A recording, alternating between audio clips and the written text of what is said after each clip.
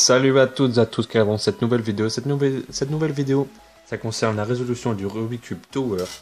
Donc c'est un Rubik's Cube un peu bizarre. C'est un 4x2. Donc on peut l'apercevoir en 2x2 en fait, comme ça là.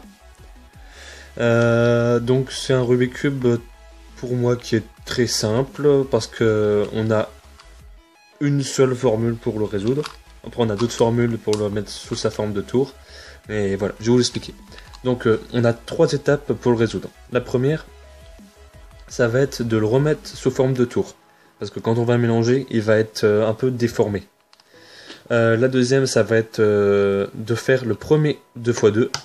Et la troisième étape et la dernière, ça va être de le résoudre. Donc on va le mélanger. Donc pour mélanger, pour être sûr que ce soit bien mélangé, il faut le mélanger en le laissant en forme de tour en fait. Parce qu'après on va tomber dans des cas trop simples. Et pour moi c'est pas le résoudre on va dire. Donc vous tournez un peu dans tous les sens. Qu'il soit un peu mélangé. Et après on enlève de sa forme de tour. Donc voilà, il est un peu bizarre, je vous l'accorde. Voilà. Alors maintenant, ce qu'il va falloir faire, c'est le remettre en forme de tour. Donc pour le remettre en forme de tour, il faut déjà faire un 2x2. Et après, on aura une petite formule qu'on devra faire pour faire le deuxième 2x2 en fait. Donc là, c'est pas de formule encore, c'est encore la déduction. Donc moi, j'ai juste ça à faire. Voilà. Et j'ai fait mon premier 2x2. Là, je peux pas expliquer, c'est vraiment la déduction en fait. Donc maintenant, on aura différents cas possibles. Donc on peut avoir le cas où en fait, quand on le regarde comme ça, on voit qu'on a juste un cube qui dépasse en fait. Et on aimerait que celui-ci vienne là, celui-ci vienne là et celui-ci vienne là. Donc en fait, on va le prendre toujours comme ça avec un autre 2x2 en dessous. Et puis là, en fait, il va falloir juste faire la formule de fin pour le 3x3. Il va falloir la faire, mais seulement le côté droit. Et en fait, dans ce cas-là, ça va se remettre. Donc là, on a juste à faire D+, H2, D-, H-, D+, H-, D-. Et il se remet en forme de tour. Donc on peut arriver dans un autre cas, où contrairement au cas précédent, notre cube qui dépasse est à gauche. On a juste à faire le côté gauche de la formule de fin du 2x3 et il se termine. Donc c'est G-, H2, G+, H+, G-, H+, G+. Et il se remet en tour. Ensuite, nouveau cas. On peut tomber comme ça. Donc on a toujours notre 2x2 en dessous terminé. On a 2 cubes qui sont placés comme il faut. Mais là, ils sont aux extrémités en fait. Donc on va le prendre comme ceci. Avec notre premier côté, on va dire, de notre deuxième 2x2 terminé. Et on va faire la formule en entier de la dernière formule du 3x3. Donc c'est D+, H2, D-, H-, D+, H-, D-, G-, H2, G+, H+, G-, H-, H+, pardon, G+. Voilà, et on tombe dans ce cas-là. En fait, on peut voir que les 2 cubes qui étaient aux extrémités sont venus ici. Et ça, c'est un autre cas qu'on peut tomber aussi. Donc pareil, on prend nos deux cubes déjà placés à notre gauche et on refait exactement la même formule en fait. Donc D+, H2, D-, H-, D+, H-, D-, G-, H2, G+, H+, G-, H+, G+.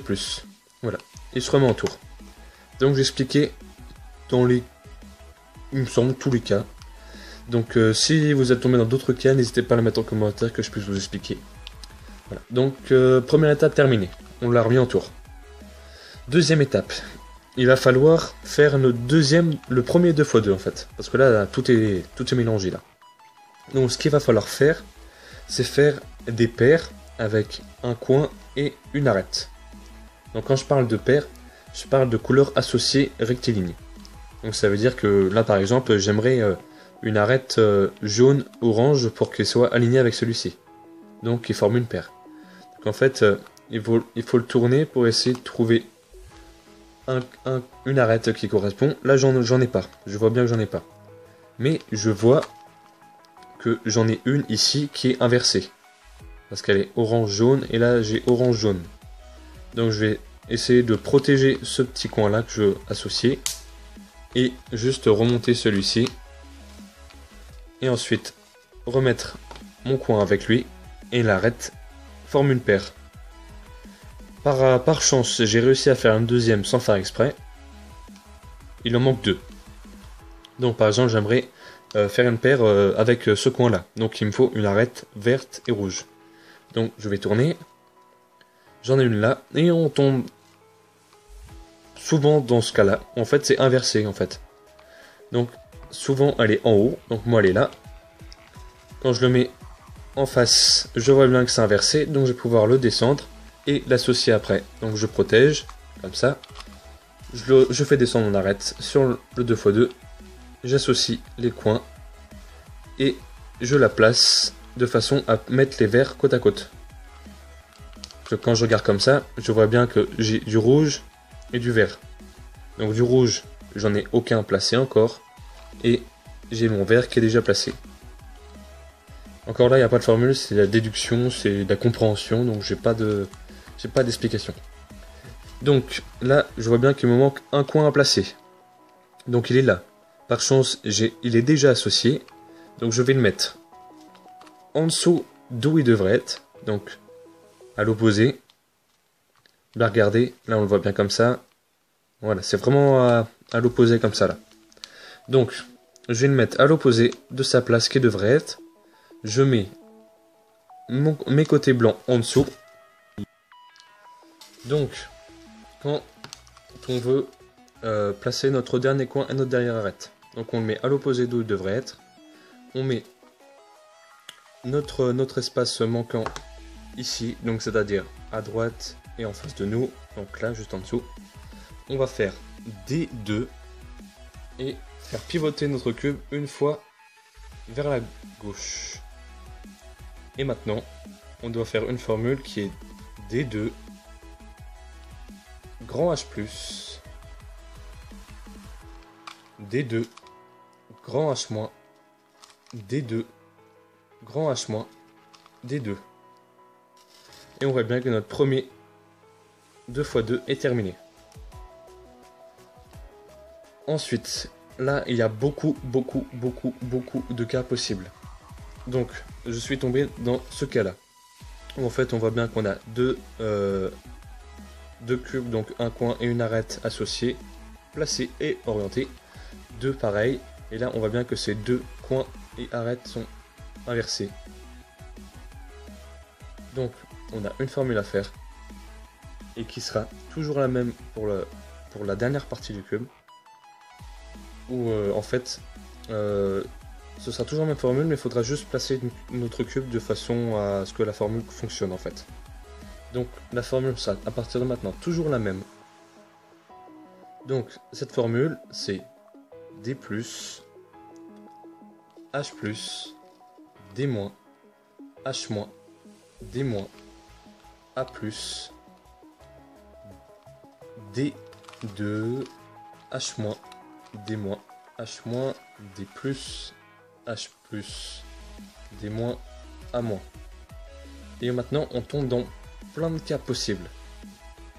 Donc, en fait, il va falloir faire tourner le cube et les cubes, en fait, pour associer un maximum de couleurs et tomber dans d'autres cas. Donc, je suis tombé dans ce cas-là où on a juste deux... Enfin, on va appeler ça deux côtés. Non, on va pas appeler ça des côtés. On va appeler deux paires. On va appeler les deux paires. Donc, on a là deux paires qui sont inversées.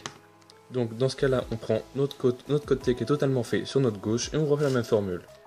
D+, H+, D-, H-, D-, A+, D2, H-, D-, H-, D+, H+, D-, A-. Et là, on a terminé notre cube. Donc voilà, donc la vidéo est terminée. N'hésitez pas à me dire d'autres cas que j'aurais éventuellement oublié, que vous êtes tombé. Je pourrais vous expliquer si vous me dites en commentaire. Donc merci d'avoir regardé la vidéo. Abonnez-vous, lâchez un like. Maintenant vous connaissez un petit peu quoi. Donc voilà. Merci à vous.